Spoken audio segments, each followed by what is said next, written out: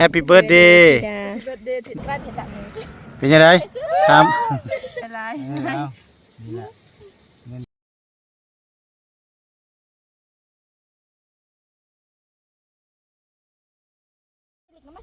ลิงชอบเป็ดเศร้าพันยังไงนะ เศร้าพัน โอ้ เป็ดมันก็น่าโอ้แม่หน่อย18เนี่ยคง ว่าดอกสาวเป็ดพันสิไปเลือกกะลีเขาขายเนาะ ชื่อชาวพันธุ์อันนี้คือเป็ดแต่ยังว่า แคลมน้องทุกหา เอาจ้า ป้าวาสนาใส่เงินเป็นอะไรเนาะ บอกให้ซื้อเต้น้ำครับอันน้ำส้มเด้อเงินแรงพร้อม อยากชื่อในเรื่องวาสนาไม่ได้ตาให้ซื้อแคลมแคลมบอกแคลม เอาจ้ากิน แคลมไปหาใครแคลมแคลมบอก ป้าบ่แม่นอันนั้นดับหรือบ่นั่นน้อยมันสุกอยู่บ่แหละเบิ่งดูน่ะบ่สุกซ้ำเอาใส่อีกอันหนึงนั่นเอาไปเลย เทิน โยกเอากินเต็มที่เลยมื้อนี้วันเกิดเอื้อยเจ้าเด้เลี้ยงเต็มที่ แล้วสิบินกำลัง นี่เด้ มาเลี้ยงเต็มที่ อ้าวจ้า กำลัง อันนี้ จอเยี่ยมก้มคือเยี่ยมโอ้ เยี่ยมโอ้แซ่บข้าวจี้ ข้าวจี้เอาเฮ็ดโอ้เยี่ยมแซ่บเอาเฮ็ดทั้งงามทั้งแซ่บทั้งโอ้เอา เดียวเลย กินมะข้าวกับเพือก กินเพือกนั่น มะข้าว อ้าวกินอันนั้นช่องโยกกันกินอีก แซ่บแห้ง แซ่บบ่เอาแซ่บเลยกิน แซ่บมันได้ตุกนะ จ้า ไอ้ทุกเลี้ยงเนาะ เบิ้ล60เลยยังเหลือแต่40กินเลย กิน ดูบ่จ้ะ เอาให้ในบ้านนั่น อันดับ30ตับคลม30แซ่บแซ่บ แซ่บบ่ 40เลย แซ่บเลยกิน เดี๋ยว2,000จับคลม เจ็ดอะไรกันพัน 10เนื้อ เขาขายซ้ำกันเลย อยู่ตะยุ่งชิบ โอ้เด็ดเฮ็ดเลยได้ไหนได้ อยู่บ้านบ่แม่น15 ถ้าแม็กกันมานั่งพี่เฮ้ยแม็ก 10,000เลย พันมันเสือหันบ่ขึ้นนะมีบ้าน10,000 อิ่มแล้วบ่นี่อิ่มมื้อแล้วบ่อิ่มบ่หรือว่าจักหน่อยอีกคือสิเป็นจักหน่อยอีกแล้วเนาะให้มันย่อยๆก่อน ไปย่างหน่อย เยี่ยมบ่แซ่บบ่ แซ่บ แซ่บเนาะ แต่นาวแคว หนาวแค้ว น้องกิน โอ้มีหนหนาวแค้วเนาะไปกินกระแลมพี่น้องกินกระแลมเผือก แต่นาวแคว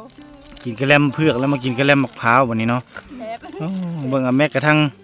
อันแย่งเว้นพร้อมกินไปพร้อม อาหารบ้านเฮาอันนี้อาหารของเวียดบ่ของลาวนี่กระแลมลาวเนาะ เกรมลาว เอาของลาวเป็นคนเฮ็ดเอากินแล้วก็มื้อก็ไปเวียกอีก นี่นอนเอาไปเอามาไปตัวเกิด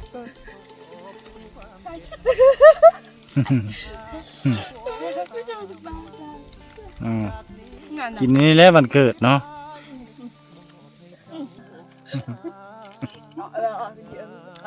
เกือบไม่อ่านอันนี้แล้วมาเก็บพอจะกินอย่าเพิ่นจะแบบในโอเวอร์ดัดไหมยกถ่ายเถอะแล้วเนาะอย่ายกถ่ายโอเคแบบไอ้จ่ายอย่างเดียว กิน จะกินอย่างเดียวอันน่าหยับ แม่ ไม่อย่างมาอีกโตอีก คนเราบึ้งอ๋อไก่ขอทานได้มาเด้อกินเด้อ เลย กินบ่กินข้าวทำโอ้เรื่องได้ย่างกิน หนักทั้งตัวเลยหนักทั้งใจ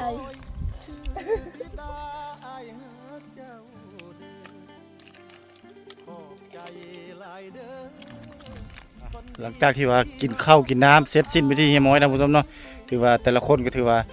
นั่งท้องเข่งนั่งตากระย่อนย่านแล้วได้เพราะว่าเสพหลายเพิ่นว่าเนาะอาหารที่วัตถุกเมนิตาเกี่ยมมาเป็นจังได๋สาวๆแซ่บบ่โอ้อิ่มคักบ่อิ่มเนาะกระทั่งกะแลมนี่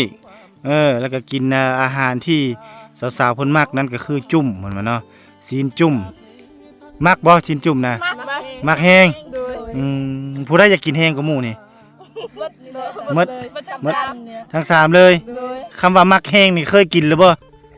เคย เคยเทื่อนึง เคยแต่อยู่เวนิตา โอ้กินแม่นิตาพากิน โดย โอ้ก็เลยยาก โดย ก็เลยคิดยากก็เลยว่ามื้อนี้ได้กินอีกสมใจอีกเลยเนาะ โดย อาหารแซ่บๆเนาะเจียวหมกเพชรกับอันนี้ตัวใดจะกินตัวใดหลายกว่ากัน อยากกินอันนี้ อยากกินอันนี้บ่อยากกินเจียวหมกเพชรบ่ บ่ บ่อยากกินก็จำเป็นแล้วมื้ออื่นเนาะ จำเป็นต้องได้กินเนาะ ก็บ่มีเงินก็จำเป็นนะกินมะเขือก็แซ่บเหมือนกัน กินหมกเพชรก็แซ่บคือกันเนาะ โดยแซ่บ อ้าวเสียงหัวเพิ่นฮะเลย กินหมกเพชรก็แซ่บคือกันเหนือ ตลกและคันมีเพิ่นเข้ามาห่วมนะพี่น้องน้องวาสนาเนาะมื้อนี้วันเกิดเอื้อยมีหยังให้เอื้อยมื้อนี้ บ่มีแก้มเลย บ่ พักเลย แก้วตาได้มีหยังให้เอื้อย มีแต่ให้ก็สุขภาพแข็งแรง เออ แข็งแรงเขาเป็นคน มีแต่สุขภาพแข็งแรงเนาะอ้าว ไปเฮ็ดต้นแรงเด้อได้ดีใจบ่ได้ ดีใจบ่ ตื่นน้ำเอื้อยกันเอื้อยยังตื่นกว่าน้ำตาสิไหลแล้วตื่นน้ำเอื้อยได้จ้ะตาแก้วเนี่ย แก้วเพิ่น ปาดเลยได้ เปิดเลย บ่ปาดดอกให้เพิ่นไปเป่า เป่ามือ เพิ่นจะไปเป่ามื้อแลงอีก ต้นเล็ก อยากเฮ็ดอีกได้นั่นใด อ้าวเค้กทุเรียน เค้กมะทุเรียนนั่นน่ะใด เอาตอนนี้เลยก็ได้สิเป็นหยัง เป่าแล้วก็เอาไปแช่ตู้อีกคันจะเฮ็ดอีก เฮ็ดตะเบิกได้เลย แต่จูอ้ายบ่มีเวลามากลางคืนเด้ อย่างเต้คิดเอ้ยน่าเทียนตะเบิกได้ เอาแต่2อันใส่นั่นก็ได้หรือว่าสิเอาเทียนนำไต้ก็ได้บ่เป็นหยัง เปล่าเลย แจงกกงาเจง ใส่เบิ่งดูน่ะชื่อเจ้าเขียนใส่ในใด จ้า Happy birthday จ้า เบิร์ดเดย์ที่ น้องธิดา เค้กทุเรียนเลยนี่ เค้กทุเรียนพี่น้องเอ้ย2ปอนด์นั่นน่ะใดน้ำหนัก2ปอนด์บอกเค้กก้อนแรกบ่นี่ธิดา จ้าคนแรกตัง เค้กก้อนแรกมันบ่ โดย คิดฝันอยู่บ่ว่าสิได้เค้กนี่ บ่เคย บ่เคยฝันเนาะ โดย ได้เค้กก้อนแรก โดยขอบใจหลาย ห้องเพลงก่อนเลย Happy birthday Happy birthday กลางเว้นเลยได้ไหน ภาชนะห้อง เอาห้องเอา เป็นคนนี้ค่ะ Happy birthday to you ตัวมือเลย ว้าวตัวมือได้ไหม birthday เอ้าบ่เปิดอันนี้ให้เรียนสมได้ ไต่ไฟเบิด เทียนกับโบใต้พากันให้พี่เบอร์แหละ เอ้าเป่าเค้กกลางเว้นเลยก็ได้บ่เป็นหยัง จัดไปเลยกลางเว้นเลย เอ้า Happy birthday to you Happy birthday to you Happy birthday Happy birthday Happy birthday to you เป่าอธิษฐานเลยอธิษฐาน โนบเอาโนบเอา อธิษฐานเอาเลยได้ยังเอา เป่า ดีใจ เย้ตัวมือเว้ย บังมดกันยัง birthday ธิดา เค้กทุเรียนนี่เนาะ พอดีแซ่บเลยเนาะ ตะเบิกได้เห็นจัง เป็นยังไงถาม ดีใจขอบใจหลายๆเด้อที่จะวันเกิดน้อง พิเศษก็ต้องขอบใจFC เพิ่นผู้แลเนาะผู้ใหญ่ใจบุญนั่นแหละผู้เพิ่นแซดหาเจ้าอยู่บ่เพิ่นแซดหาอยู่บ่ ฮะ เค้กให้นี่ ผู้เพิ่นซื้อเค้กให้นี่ผู้ขี่รถจักรนั่นผู้มีรูปรถจักรน่ะใส่หมวกนั่นผู้นั้นแหละเพิ่นให้ซื้อเค้กมาให้ คาเวียกกับแลนมาเลยเนาะ อาหารก็เพิ่นนั่นแหละเป็นผู้เลี้ยง เป็นผู้บอก หลายๆเด้อ เพิ่น มันเกิดน้อง ก็อ้ายก็เป็นผู้จัดการให้อ้ายเป็นเพิ่นน่ะเป็นผู้ออกทุนอ้ายเลยผู้จัดการให้โอ้น้องๆเพิ่นอยากแบบนี้ หลายๆเด้อ อ้ายก็เล่นมาเลยเนาะลำพัง น้องบ่ ก็ทุกคนนั่นล่ะเนาะก็ฮักเพลงหมดคือน้องคือนุ่งนั่นแหละหมดสุคู่สุคนนั่นแหละดีใจบ่ ใจ เค้กก้อนแรกของธิดาแม่นบ่ โดนเล็กเกินมาเกิน เอาเป็นยังไงเอาเล่าถึงความเว้าโลดถ้าเจ้าเว้าภาษาเจ้าโลดแบบถ้าเจ้าตื่นเต้นนี่ก็เว้าออกมาอ้อย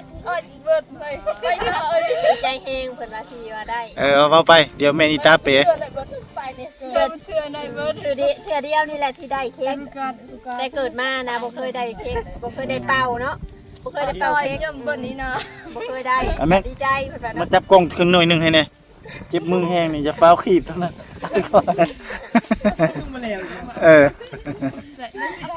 มัดคุณแม่มัดแม่ เพิ่นบ่ได้ให้ผ้ากินบ่ให้ปาดกินเดี๋ยวนี้ทุกคนสิเมื่อเป่าอีกได้ตอนแรกนี่ ตอนแรกสำหรับเรา เมื่อเป่า แล้วสิมาเป่าอีกถ่ายลวงนอนนี่ส่งให้อ้ายนี่เด้อ โดย ตอนแรกเอาจับคนละกล้อง ตอน คน แรก ละ เพิ่นสิเมื่อเป่าอีกได้เพิ่นว่า เอา ให้ผู้ยากก็ได้อดแล้วทุกคนเอ้ย บ่ได้กินเลยเนาะโทษหลายๆเด้อ บ่ได้กินแล้วเนาะเพราะว่าเพิ่นสิเมื่อเป่าอีกเด้ตอนแรกนี่เก็บไว้แล้ว แม่นิตาไม่ได้กินเลย เมื่อเป่าน้ำไผแน่มื้อแรงนั่น น้ำปูน้ำยาน้ำโพเท้าไม่เท่า โอ้บ่แม่นบ่เท่าไม่เท่าสิดันค่าไก่ผู้แคนบ่จักนี่ ทุกบัดเดียวเลยนะมาเท้า ปุดหมดหน่อยๆมันบ่งามมัน บ่เห็นบ่ เออบ่เท้า มื้อแรงมื้อนี่เราใส่ตู้เย็นเด้อ โดย เราใส่ตู้เย็นไว้ ตอนนั้นมันก็รี อย่าไปใส่ได้ซองแข็งเลย แพงเลย ใส่ซองธรรมดานี่แหละรักษาไว้ งามเนาะ ยาว ถึกใจบ่ บ่ต้องลูลาเด้เรียบ ถึกใจบ่เอ้ยเจ้า ของวันเกิด เอ้ยเจ้าอันสั่งให้นี่ถึกใจบ่ ตกใจแห้งตกใจแห้ง แต่เกิดมานี่เคยแบบว่ามีคนซื้อให้บ่ บ่เคย เคยจัดบ่งาน เคยมีเนาะ เคย บ่เคยมี โดย ครั้งแรกก้อนแรกเนาะ เด็กในชีวิต เออ ครั้งแรกก้อนแรก คือแบบเห็นหมู่ในเลื่อนในเฟซในหยังเห็นหมู่จัดวันเกิดนี่ คิดอยู่บ่ว่าอยากมีแบบนั้น คิดอยู่แต่ว่าคิดอย่างอื่นแต่ว่า เออ เคยกินบ่เค้กบ่เคยโอ้แต่เกิดก็บ่เคยกินเค้ก เอาไก่เอาไก่จ้า บ่เคยกินเค้กเลย เคย ครั้งแรกเนาะ โดย อันนี้คือเค้กก้อนแรกแม่นบ่ ก้อนแรก โดย เค้กก้อนแรกในชีวิตของน้องธิดาและก็สามสาว แต่ขนาดธิดาเป็นเจ้าของวันเกิดได้น่ะบัดวาสนากับบัดแก้วตานี่ดีใจกับหมู่อีก ดีใจกว่าเจ้าของวันเกิดอีก ดีใจแฮงกว่าเจ้าของวันเกิดอีก ตื่นเต้น เต้นได้เห็นเค้กเคย ว่า เห็นเค้กเคยเห็นของ ตื่นเต้นแฮงเนาะความมื้อแรงนี่ในใจนี่หลังจากเป่าเค้กเป่าเค้กนี่สิชวนไผแน่มาร่วม ส่วนหมู ชวนไผแน่ แล้วอันฉาดอะไรนะนึกไปจ้า บ่สิบอกไผแน่มาลินนำมื้อแรงนี่มาเป่าเค้กหมู่ โดย สิบอกหมู่มาบ่ โอ้มีหมู่หลายบ่อยู่บ้านน่ะ บ่มี มีจักคน เคยได้อยู่กับหมู มีจักคนหมู่นั่นที่ สามคนสองสามคน ที่เชิญมามื้อแรงนี่เชิญหมู่มากินหยัง บ่ ฮะ กินเล็กเปียก ข้าวเปียกบ่ เคยเสียต้มมีไว้ มีไว้ให้หมู่กินโอ้เพิ่นเพิ่นสิเลี้ยงหมู่มีไว้กับ อันนี้ข้าวปุ้นนี่เด้ก็จะฟ้าวตำแหละมื้อแรงน่ะ กับข้าวปุ้นใส่ แล้วก็ตอนแรกก็มื้อนี้ก็เอาเซ่ใส่ส่งทางลุ่มน่ะไว้อย่าขยับปะในนี้ได้คันปะอยู่ทางนอกอย่ามันบูดได้ข้าวปุ้นน่ะเด้อตำข้าวปุ้นนั่นบอกก็คอไก่น้ำบ่เท่าจักตัว เนาะก็เสื่อนโอ้ เสือปีกไก่อีกนะ สิปิ้งไก่อีกเนาะ ปีกไก่เข้ากับพวกนี้เดี๋ยวว่าเป็นเจ้าของวันเกิดก็ยังดีใจได้เห็นเค้ก ตอนแรกแล้วเลยเนาะประมาณ10 20ฮู้พุ่นแล้วเนาะจังได้เป่า เต็มเลย เต็มโทรศัพท์เลย เป็นโทรศัพท์เลยเนาะเค้กก้อนเล็กของน้อง ชื่อไทยวัดหมู ๆ นี่ได้กันได้กันได้ ของขวัญพิเศษปีนี้เนาะ ปีนี้ได้ ของขวัญพิเศษ ได้เค้กน้ำมูกคือกันพี่น้องเอ้ยเค้กก้อนเล็กวันเกิดธิดาแล้ววันเกิดไผปะเนี่ย เป็นแบบเดือนเจ็ด เดือน7บ่เจ้าก็เดือน7บ่วันที่อะไร เขายังเก้าประมาณที่อ้าวบัดนี้ 26กับ29เดือนเดียวเลยเนาะโอ้ยจัดพร้อมเดียวเลยสบาย เนาะเค้กก่อน เอ คุณละเมืองเป็น อื เจ็ด มเดือน7 เบื้อง เดือน7พี่น้องไอ้วันเกิด2สาวใกล้ๆกันเลยเนาะ26กับ26กับ29บ่ เดือน5เดือน6เดือน7 อืมนี่แหละเอาเล่าเบิ่งประทับใจหยังแน่ได้เค้กก้อนแรกนี่ไปมดเอาธิดาก่อน ธิดาและธิดาเจ้าของมันเกิดกับธิดา เอาธิดาก่อน จะได้วัฒนาเราอีก เซฟไปฮอดมื้อแรงอยู่บ่นี่เอาแปลงดีๆบ่พับเข้าก่อนพับ เบิ่งเอ้ย เอาจับน้ำเบื่อเจ้านี่เอาจับเค้กน้ำเบื่อเจ้า บ่เฮ็ด ใส่เลยเนาะงาน บ่ยังสิถ่ายรูปส่งให้กับเจ้าเบิ่งเด้ เพราะว่า บ่ พับก้นพับอะไรกันมันมันจะ ประมาณนั้นจะกระจับไปน้ำมีหยังก็อย่ามันโอเคเอาเล่าถึงความประทับใจบ่ได้เห็นค่อยบัดนี้ บ่ โอเคอย่าเอาเล่าความประทับใจเบิ่งที่ได้รับเค้กก้อนแรกเบิ่งนี่อ้ายมาจัดให้ก็จัดให้อยู่กลางป่ากลางดงบ่ได้ กลางนั่นเลยชวนมัน กลางสวนมันเลยได้ไอ้พาเฮ็ดนี่เนาะคันนั้นบนดินเจ้านี่มีเถียง ต้นไม้มีเถียงนี่แฮงเต็กอ้ายไปจัดอยู่นั่นแฮงของขวัญวันเกิดนี่ก็คือสินโบแดงก็คือได้ดินเด้เป็นของตัวเองแน่ได้ดิดดุลเรียบร้อยแล้ว ดินยังบ่ทันได้ไปเบิ่งซ้ำนะโอ้อิ่มเนาะ อิ่มแม่ อิ่มแฮงบ่ อิ่มทั้งหัว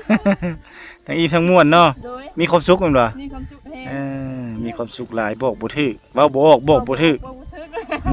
อิ่มเพิ่นว่าเนาะ เป็นแฮง ตื่นเต้นเอาเว้าเบิ่งให้ FC ประทับใจเนาะเพิ่นก็ตั้งใจซื้อตั้งใจให้อ้ายไปซื้อมาให้เค้กก่อนนี่เอา น้องดีใจแฮง เว้าดัง มาบ่เคยมี ๆ ไปเกิดมา เอาไปเลย โดยเพราะว่าแต่เกิดมาบ่เคยมีบ่เคยจับวันเกิดบ่เคยจับวันเกิดเคยเห็นเค้กบ่เคยเห็นเค้กบ่เคยกินเค้กเนาะ โดย นี่ก็ครั้งแรกในชีวิตของธิดาแล้วได้เค้กนี้มันเกิดลงเรื่องตื่นเต้นเจ้าของเพลงจะชีวาย เจ้าของเห็นหัวใจชีวาย อย่าได้ใจสิหล่นเนาะเอาใจหล่นอยู่แล้วนี่ ตื่นเต้นกันนะใจ ตื่นเต้นเนาะประทับใจแฮง โดย ประทับใจหลาย ที่ว่าได้ ของขวัญวันเกิดเนาะพิเศษเนาะได้เค้กก้อนนี้ ด้วยตัวเองบ่ฮู้จักเช้านี้ยังกุนมันเนาะ เจ้าของยังเป็นก้นมันอยู่บ่ มัน ยังฝานมันอยู่ตอนไอ้เซตหาเลย โดย ไอ้เซตค้างไว้แต่คืนนี่พุ่นแบบมื้ออื่นจะว่างบ่นั่นนี่แต่เจ้าบ่ตอบนอกจากว่าบ่มีสัญญาณเนาะหาก็มาตอบมื้อเช้าว่างไปสวนนี้ออกมาแล้วมีสัญญาณแม่นบ่ โดย ก็เลยตอบเนาะโอ้ยอาจจะหาบ่มีสัญญาณเด้อยากไลฟ์สดให้ FC ได้เบิ่ง ได้วันเกิดแล้ว จะได้หาเด้อจะได้จังหาเด้อ โดย จะได้จังหาเดี๋ยวไอ้อัดคลิปตัวนี้ก่อนนั่นแหละ ตัวพันว่าสิได้เค้ก เอ ตัวเอ อง ก็ยังพันมันอยู่สวน ครั้งแรกเนาะ โดย ดีมกดีใจหลายเพิ่นว่าดีใจบ่ได้ตัวนั้น โดยดีใจแฮงแต่เกิด นี่คือเงินของขวัญของขวัญพร้อมตัวนี้เลยเนาะของขวัญให้ธิดาเนาะของขวัญพร้อมเนาะ FC เพิ่นฝากมาให้1ล้านกีบ เข้าใจหลายๆเด้อ มอบให้ธิดาเนาะให้น้องธิดาเพิ่นไปซื้ออีสังก็แล้วแต่หรือว่าเก็บไว้เฮ็ดเฮือนเฮ็ดซ่านก็แล้วแต่เพิ่นเนาะอันนี้คือFC เพิ่นเซอร์ไพรส์เนาะเพิ่นก็บ่ได้ประสงค์ออกนาม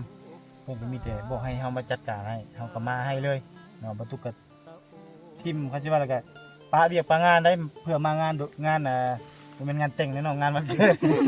งานวันเกิดน้องสาวเอา เข้าใจหลาย เอานี่แหละเงินจำนวน1ล้านกีบเด้อมอบให้ธิดาและเด้อพี่น้องเด้อและนี่คือต้องขอบบุญขอบคุณขอบมกขอบใจผู้ใหญ่ใจบุญที่ให้ประตูเป็นสะพานบุญมามอบเงินจำนวนนี้ให้น้องสาวเพิ่นมาฮอดจอดถึงแล้วพี่น้องเอ้ยเอาธิดาได้มีหยังอยากบอก FC บอกเลยนกไปที่ก็ได้เอาทั้งสามพี่น้องเลยมีหยังอยากบอกเพิ่นบ่ผู้ใหญ่ใจบุญ ขอขอบคุณคุณยายใจบุญหลายๆเด้อที่บ่ลืมวันเกิดน้อง ที่จัดวันเกิดน้องเป็นพิเศษแต่เกิดมาก็บ่เคยเฮ็ดวันเกิดบ่เคยมีใครบ่มีใครเฮ็ดวันเกิดบ่มีใครจัดวันเกิด โอ้โหสำหรับวันเกิดแม่อีสังเนาะ โดยบ่ฮู้ ถึง แล้ว ว่า เค้กเป็นหน้าตาแบบใดหากันครั้งแรกได้เห็น ใจร้ายเนาะ โดย อันนี้ ขอขอบคุณหลายๆเด้อคุณยายใจบุญขอให้ปี2525นี้ขอให้เฮงๆรวยๆปังๆขอให้สุขภาพเข้มแข็งแข็งแรงอย่าเจ็บอย่าจนเฮงๆรวยๆสาธุ โอเคเนาะเบิ่งเนาะอันนี้คือความดีมุกดีใจเนาะคำอวยพรจากน้องเพิ่นอาจจะบ่เลี่ยนบ่ไหล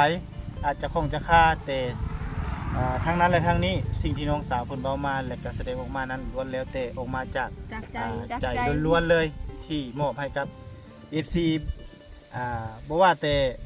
อันนั้นเนาะ FC ครั้งนี้แหละก็ผ่านๆมาเนาะก็คือผู้เอ็นดูซัพพอร์ตน้องๆตลอดมาเลยจนถึงพิเศษก็คือผู้ใหญ่ใจบุญท่านนี้ที่เพิ่นให้บ่ตุกนี่เป็นสะพานบุญมามอบจัดงานวันเกิดให้น้องสาวเพิ่นให้ซื้อเค้กมาให้ก้อนหนึงเนาะมอบเงิน1 ล้านกีบเนาะแล้วก็ได้กินอาหารการอยู่การกินเนาะโดยที่ว่าเป็นการดูแลของบ่าวตุกที่มาจัดให้มื้อนี้ก็ต้องขอขอบคุณอีกทีนึงขอให้ผู้ใหญ่ใจบุญนั้นจงมีแต่ความสุขความเจริญเนาะคิดสิ่งใดปรารถนาสิ่งใดสมความมุ่งมั่นปรารถนาเนาะคิดเงินให้ได้เงินคิดทองให้ได้ทองเด้อเงินไหลนองทองไหลเข้าให้เจ้าก็อายุมั่นขวัญยืนแล้วก็เป็นโฮมโฮมไส้แล้วก็ให้ฮักให้เพลงเอ็นดูซัพพอร์ตทั้ง3 สาวแบบนี้ตลอดไปพิเศษก็คือมื้องานวันเกิดมื้อนี้ต้องขอขอบคุณหลายๆสบายดี บ๊าย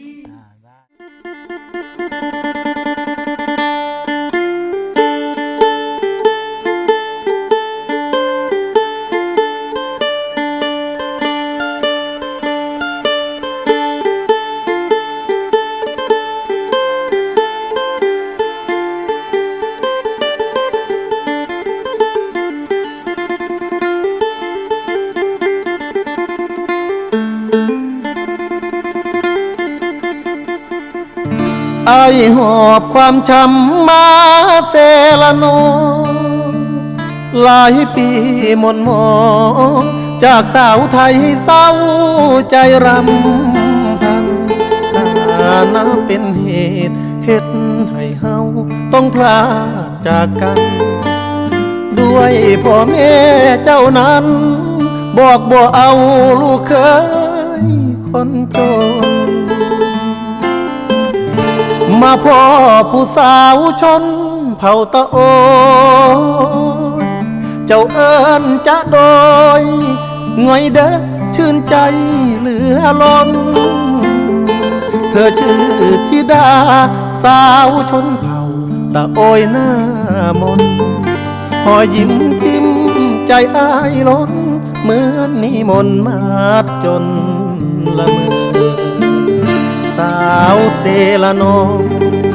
บ่าวไทยสองใจพันผูกความเจ็บกลายเป็นความสุขหากันแต่วันแรกเจอสาวเผ่าตะโอยชื่อธิดาอ้ายหาเจ้าเด้อขอบใจหลายเด้อคนดีที่หาพักอายขอฝากชีวิตไว้เซละนองทุกความหม่นหมองฝากเธอช่วยเป็นยาใจขอบคุณความเจ็บที่นำพามาพบ3 วัยจากนี้ทั้งชีวิตอายมอบให้เจ้าสาวงามตะโอ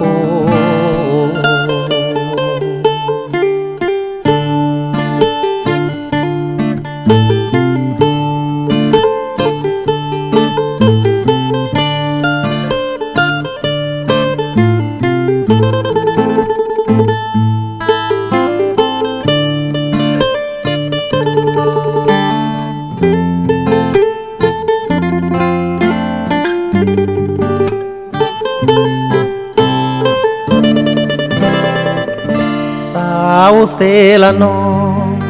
บ่าวไทยสองใจพันผูกความเจ็บกลายเป็นความสุข